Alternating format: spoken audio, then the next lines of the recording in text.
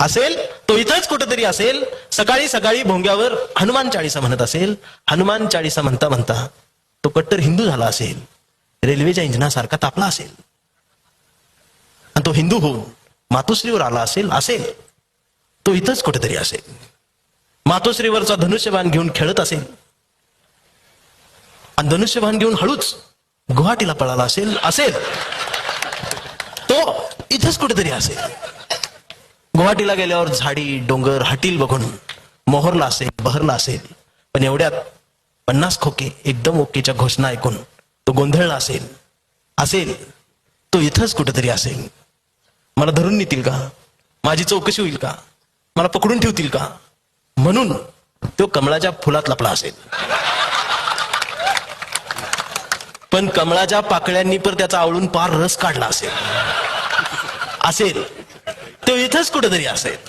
आणि सगळा रस निघून गेल्यावर तो बाहेर पडला असेल आणि त्याला अचानक बाहेर दिसला असेल आणि मग त्याची दाढी वाढली असेल आणि मग तो भारत जोडोच्या यात्रेत गेला असेल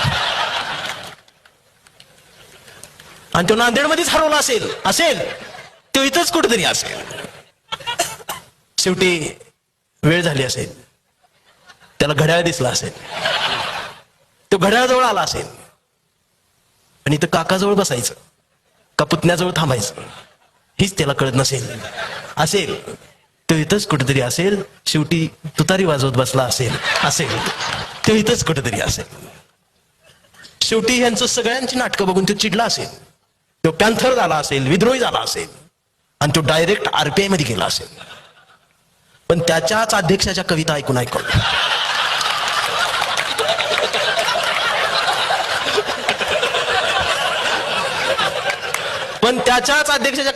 ऐकून तो गंजला असेल.